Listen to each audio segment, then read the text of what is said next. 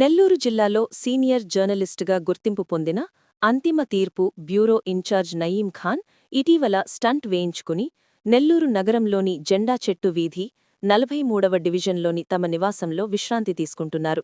ఈ విషయం తెలుసుకున్న కావలి ఎమ్మెల్యే కావ్య కృష్ణారెడ్డి నయీం ఖాన్ నివాసానికి వెళ్లి ఆయన ఆరోగ్య పరిస్థితిని అడిగి తెలుసుకొని ఆత్మీయంగా పరామర్శించారు.